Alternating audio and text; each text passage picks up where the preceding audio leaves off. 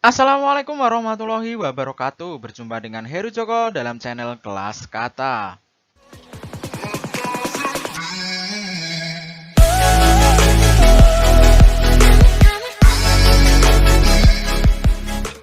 Pada kesempatan kali ini saya akan membahas soal pretest PPG untuk bidang bahasa Indonesia karena akhir-akhir ini lagi banyak diperbincangkan di kalangan guru di Indonesia, yaitu akan dilaksanakannya pretest PPG dalam jabatan tahun 2022.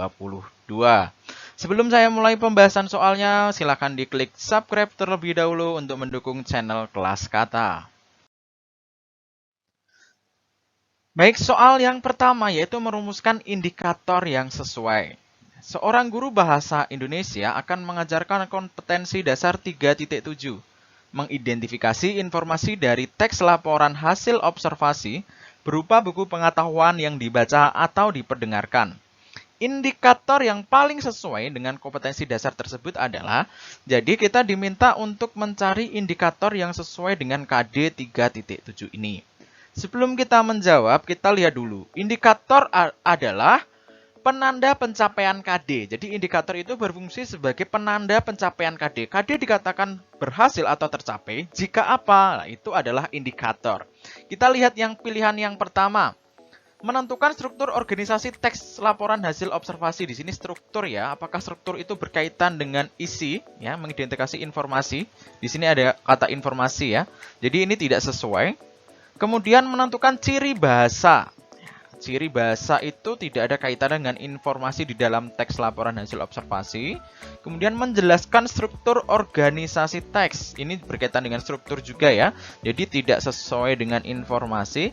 Yang D menjelaskan ciri bahasa teks. Ini yang dilihat adalah ciri bahasanya. Ya, jadi tidak sesuai. Dan jawabannya adalah yang E, yaitu menyebutkan ciri, tujuan, dan isi teks laporan hasil observasi. Kalau tujuan itu berkaitan dengan informasi, apalagi di sini ada kata isi, sangat berkaitan ya. Jadi kalau pilihan B, A, C, dan D ini hanya membahas teks laporan hasil observasinya dalam bentuk tulisannya. Yang dibahas adalah tulisannya, bagaimana strukturnya, ciri bahasanya. Jadi yang bentuk adalah wadahnya, bukan informasi atau isi yang di dalam teks laporan hasil observasi. Jadi, untuk soal ini jawabannya adalah yang E. Soal berikutnya yaitu merumuskan materi yang sesuai. Seorang guru bahasa Indonesia mengajarkan kompetensi dasar 4.16, yaitu memerankan isi fabel atau legenda daerah setempat yang dibaca dan didengar. Materi yang paling tepat sesuai kompetensi dasar tersebut adalah, jadi diminta untuk mencari materi yang sesuai dengan KD. Kita terlebih dahulu lihat terkait dengan apa itu materi. Ya. Cakupan materi itu ada 4, berupa faktual, metakognitif, prosedural, dan konseptual. Ya, jadi pilihannya di sini kalau tidak A, B, C, atau D. E ini jelas salah karena tidak menjadi cakupan dari materi. Faktual itu berarti berkaitan dengan contoh. Misalkan di sini memerankan isi fabel. Siswa diberi contohnya bagaimana. Kemudian metakognitif kaitannya dengan kehidupan sehari-hari. Jadi materi yang berkaitan dengan kehidupan sehari-hari. Kemudian prosedural yaitu tahapan atau cara atau langkah-langkah. Yang keempat konseptual yaitu atau konsep atau berupa pengertian. Jadi cakupan materi itu ada 4 ini. Tinggal kita lihat pilihannya manakah yang sesuai dengan KD memerankan isi fabel. Apakah faktual, metakognitif, prosedural, atau konseptual. Jadi, memerankan isi fabel, materi yang paling tepat adalah pengetahuan prosedural. Karena di sini bagaimana tahapan dalam memerankan isi fabel, bagaimana langkah-langkahnya terdapat di dalam materi yang harus disampaikan untuk memenuhi KD 4.16 ini.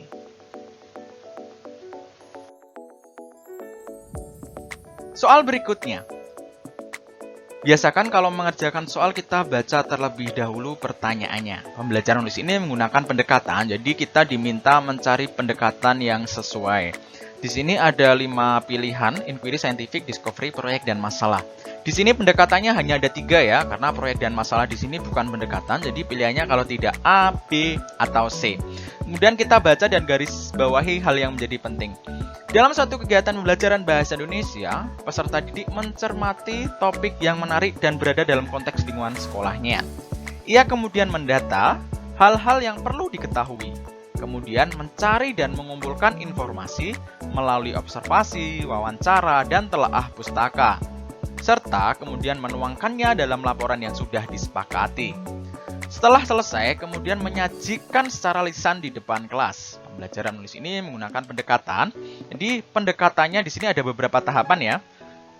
Jadi menurut saya jawabannya di sini adalah B, ya, yaitu scientific. Kenapa? Pembahasannya demikian.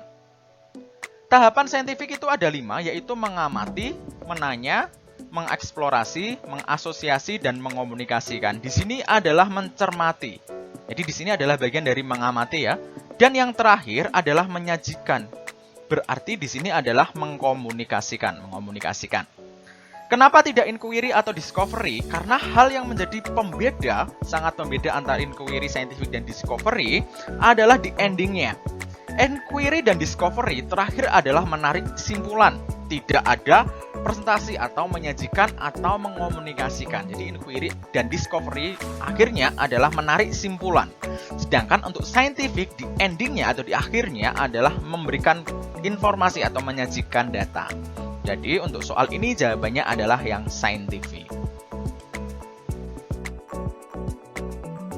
Soal nomor 4, saya bacakan pertanyaannya terlebih dahulu.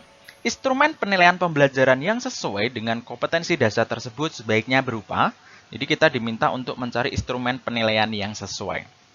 Setelah selesai mengajar kompetensi dasar 4.4 mengonstruksikan teks eksposisi dengan memperhatikan isi permasalahan, argumen, pengetahuan, dan rekomendasi, struktur, dan kebahasaan, guru harus melakukan penilaian.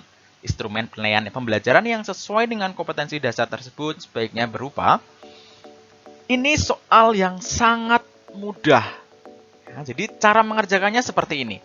KD 4.4 itu KD pengetahuan atau KD keterampilan? Ya, jawabannya adalah KD keterampilan. Jadi kita lihat instrumen penilaian di sini yang digunakan untuk menilai KD keterampilan. Kita lihat apakah ini angket itu bisa digunakan untuk penilaian keterampilan? Tidak bisa ya. Tes lisan cocok untuk keterampilan? Tidak sesuai. Tes performasi bisa juga digunakan untuk keterampilan. Tes pilihan ganda tidak sesuai karena ini adalah instrumen untuk penilaian pengetahuan.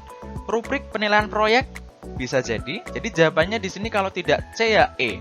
Ya, kita lihat di soalnya tadi mengonstruksikan. Mengonstruksikan itu hanya berarti diminta untuk membuat kembali teks eksposisi atau menyusun teks eksposisi. Apakah itu performa atau proyek yang dinilai? Jadi jawabannya di sini adalah rubrik penilaian proyek. Ya, jadi jawabannya adalah E. Kenapa tidak tes performasi? Karena peserta didik tidak perform atau tidak tampil. Ya, jadi jawabannya adalah E. Saya ulangi sekali lagi. Ini soal paling mudah. Karena apa? Di sini ada KD 4.4. Jangan mengerjakan dengan manual ya. Artinya dibaca seluruhnya, kemudian dilihat pilihan gandanya satu demi satu, tidak seperti itu. Tapi kita lihat kuncinya di sini ada 4.4 yaitu KD keterampilan, kemudian cari instrumen yang sesuai untuk keterampilan yang mana. Itu adalah jawabannya.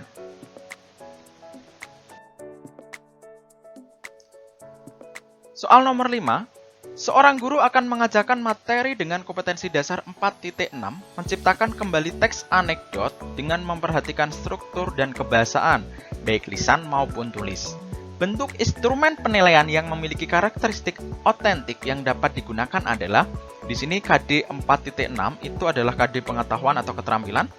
Ya, di sini adalah KD keterampilan ya. Jadi kita diminta untuk mencari instrumen penilaian yang sesuai dengan KD ini.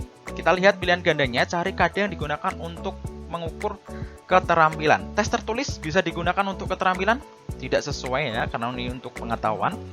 Tes lisan tentang pengetahuan prosedural? Tidak sesuai. Tes pilihan ganda tentang pengetahuan metakognitif? Tidak sesuai, ini pengetahuan. Lembar observasi dan wawancara? Ini bisa untuk pengetahuan dan juga bisa untuk keterampilan. Ini bisa jadi penugasan dan lembar observasi. Jadi di sini ada, kalau tidak D ya E. Kita lihat menciptakan kembali teks anekdot. Nah, jadi jawabannya yang paling tepat adalah yang E, penugasan dan lembar observasi.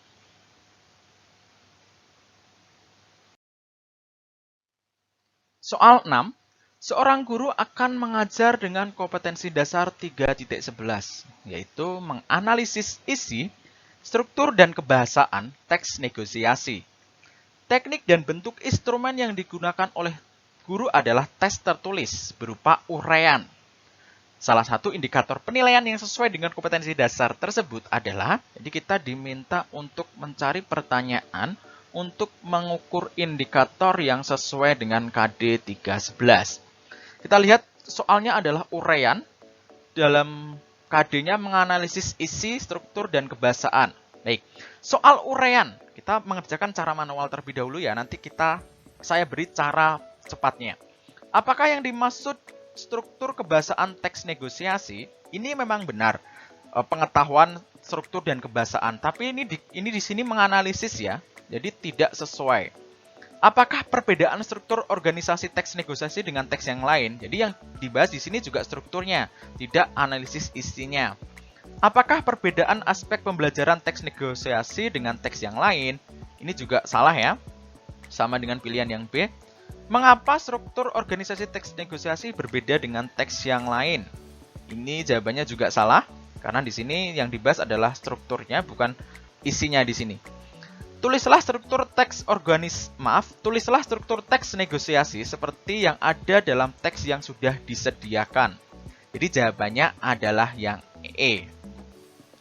Cara cepatnya seperti ini teman-teman. Ini ada soal uraian ya. Soal uraian itu tidak mungkin ada pertanyaan apakah, karena apakah ini untuk soal esai. Jadi apakah ini tidak terpakai? Jawabannya antara mengapa, karena jawabannya panjang, atau perintah. Di sini adalah tuliskan. Jadi jawabannya kalau tidak D ya E. Tinggal kita lihat sesuai dengan KD kah, mana yang sesuai dengan KD, dan jawabannya adalah yang E. Soal nomor 7, afik atau imbuhan yang digunakan dalam kata berikut ini memiliki makna gramatikal lebih dari satu. Nah, di sini adalah materinya adalah makna gramatikal. Kita lihat terlebih dahulu catatannya. Makna gramatikal adalah makna yang terbentuk karena proses gramatikal bahasa, seperti reduplikasi, sufik, prefik, atau lainnya. Contoh, di sini ada kata bawa, plus imbuhan ter, menjadi terbawa. Bawa di sini adalah makna leksikal atau makna sebenarnya. Ter di sini adalah imbuhan. Bawa plus ter menjadi terbawa, yang artinya tidak sengaja bawa. Antara kata bawa dengan terbawa ini memiliki perbedaan makna. Ini makna leksikal, sedangkan ini makna gramatikal karena sudah diberi imbuhan ter. Ya, contohnya seperti itu. Kita lihat pilihan yang A, beristri. Artinya adalah memiliki istri. Merumput, nah, ini adalah makna bukan gramatikal, bukan leksikal juga. Ini adalah makna merumput itu artinya makna konotasi ya. Karena merumput itu artinya turun. Tidak sesuai dengan makna sebenarnya. Turun lapangan. Nah, merumput itu adalah artinya turun atau terjun. Di sini ada kata pembohong. Pembohong di sini memiliki makna lebih dari satu. Yang pertama adalah pembohong. Orang. Berarti dia adalah kata benda. Dia pembohong. Itu artinya orang yang melakukan tindakan bohong.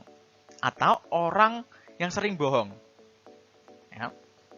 Berikutnya adalah pembohong, ini adalah sifat atau kebiasaan. Sifat atau karakter. Berarti kata sifat. Pembohong itu adalah kata sifat. Ya. Yang pertama pembohong adalah kata benda karena pembohong itu orangnya. Sedangkan pembohong yang satunya lagi adalah sifatnya. Maka makna gramatikal pembohong itu ada dua. Kita lihat yang D. Berarti ini tadi jawabannya yang C ya. Meteran itu adalah alat untuk mengukur. Jauhi itu artinya lakukan tindakan jauh atau perintah untuk melakukan tindakan jauh. Ya, ini jawabannya yang benar adalah yang C. Soal nomor 8. Cermati penggunaan tanda baca pada penulisan alamat berikut. Yang terhormat Andri Wahyu Setiawan SE, Kasubag Divisi Marketing PT Dipo Lokomotif, Jalan C2D 45 Yogyakarta. Kesalahan penggunaan tanda baca titik terdapat pada, jadi ini kita diminta mencari dalam ini, alamat ini, yang salah penggunaan titiknya yang mana. Baik. Yang pertama YTH, ini benar, Nah, di sini perlu titik. Kemudian di sini SE, ini kaidah penulisan gelar, benar. S titik, E titik. Dan antara nama dengan gelar dipisahkan dengan tanda koma. Di sini berarti benar ya, baris kedua. Kasubag Divisi Marketing PT Dipo Lokomotif. Nah, letak salahnya di sini. PT Dipo Lokomotif. PT itu tidak ada tanda titiknya. Seperti SD, SMA, SMP itu kan singkatan. Singkatan itu tidak diberi tanda titik. Jadi PT langsung Dipo Lokomotif. Seperti dalam penulisan SD, SMP, dan SMA. Jadi PT ini salah. Jadi jawabannya kalau tidak B ada di D atau E. Tapi ini salah, tapi ini benar. Jadi tidak mungkin. Kita lihat di sini Yogyakarta. Oh, di dalam alamat itu di endingnya tidak perlu diberi tanda titik atau di akhirnya ya. Tidak perlu menggunakan tanda titik. Jadi yang salah adalah PT dan Yogyakarta. Jadi jawabannya adalah yang D.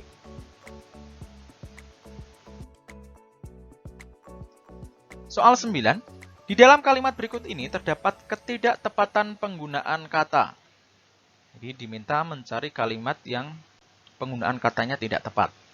Kita lihat yang A. Setelah melakukan pengujian hasil, tim akan menjaga stabilitas tegangan dan sistem kontrol alat.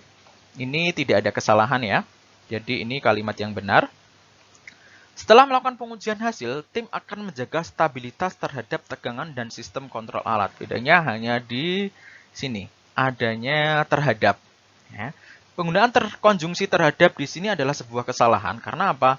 Terhadap itu menuju arah atau merujuk ke arah. Sedangkan tegangan ini adalah bukan berkaitan dengan arah. Jadi penggunaan konjungsi terhadap di sini tidak tepat. Jadi yang B ini adalah salah. Jadi jawabannya adalah yang B. Tapi kita lihat dulu yang C. Setelah pengujian hasil dilakukan, tim akan melakukan stabilitas tegangan dan sistem kontrol alat. Jadi ini kalimat yang benar ya. Setelah melakukan pengujian hasil, tim akan mengatur stabilitas tegangan dan sistem kontrol alat. Ini juga benar. Stabilitas tegangan dan alat kontrol dilakukan setelah melakukan pengujian hasil. Ini juga benar ya. Jadi jawabannya yang benar adalah yang B. Soal berikutnya, bagian teks eksplanasi tersebut di atas yang merupakan interpretasi terdapat pada kalimat, jadi diminta untuk mencari kalimat interpretasi atau penutup. Sebelumnya kita buka catatan terlebih dahulu. Struktur teks eksplanasi itu ada 3, yaitu pernyataan umum, deretan penjelas, dan interpretasi. Pernyataan umum itu di awal, deretan penjelas itu di tengah, dan interpretasi di akhir. Cara cepat mengerjakannya adalah interpretasi kan ada di akhir, jadi kita lihat di akhirnya saja. Tidak mungkin ada di satu, tengah, atau ini tengah juga termasuk tengah ya. Tidak mungkin. Kita berarti kemungkinannya kalau nggak 6 ya 7. Kalau nggak 7, 8. Atau 7 dan 8 atau 6 dan 7. Di sini kan pilihannya hanya itu. Tapi dapat dipastikan jawabannya adalah 7 dan 6. Tanpa perlu membaca, ketika ada ditanya interpretasi, pasti yang akhir itu ikut. Tidak mungkin 6 dan 7 interpretasi, kemudian yang nomor 8 tidak interpretasi. Itu adalah hal yang tidak mungkin. Jadi jawabannya pasti nomor 8 itu ikut. Sedangkan di pilihannya ini hanya ada nomor 8-nya hanya ada di pilihan E. Jadi otomatis jawabannya adalah yang E. Ya. Karena interpretasi itu ada di akhir. Tapi kita lihat interpretasi itu adalah penutup yang berupa simpulan atau pandangan dari penulis. Diartikan interpretasi itu bersifat fakta atau opini. Opini ya. Sedangkan pernyataan umum itu bersifat fakta, deretan penjelas itu bersifat fakta, dan interpretasi itu bersifat opini. Kita lihat apakah nomor 7 dan 8 itu adalah berbentuk opini. Di sini kita lihat nomor 8 terlebih dahulu. Dengan langkah kecil, misalnya membuang sampah pada tempatnya secara tidak langsung, kita dapat mengurangi potensi terjadinya permasalahan di atas. Jadi ini adalah pandangan penulis atau opini penulis. Jadi nomor 8 ini adalah interpretasi karena bersifat opini. Seperti itulah cara mengerjakan struktur teks eksplanasi. Soal terakhir, kutipan teks eksplanasi di atas merupakan, di sini berarti bagian ya, di sini kita mencari bagian ini bagian struktur apa sih dalam teks eksplanasi? Interpretasi kah? Pernyataan umum kah? Atau deretan penjelas? Kita lihat, di sini banjir adalah. Nah, Hanya membaca dua kata ini saja, kita sudah mengetahui kalau ini adalah bagian dari pernyataan umum. Ya. Ciri dari pernyataan umum adalah, di sini ada kata adalah, atau merupakan. Ini adalah kalimat penjelas. Ya, penjelasan, maaf, bukan kalimat penjelas ya. Tapi kalimat definisi. Ya, jadi, otomatis untuk soal nomor 11 ini jawabannya adalah pernyataan umum. Rekan guru dimanapun berada, terima kasih berkenan menyimak video saya. Silakan ikuti kelas kata untuk memberikan dukungan terhadap channel ini. Dan klik tombol suka jika rekan guru menyukai video ini. Sampai jumpa di pembahasan soal pretest PPG lainnya. Salam kelas kata.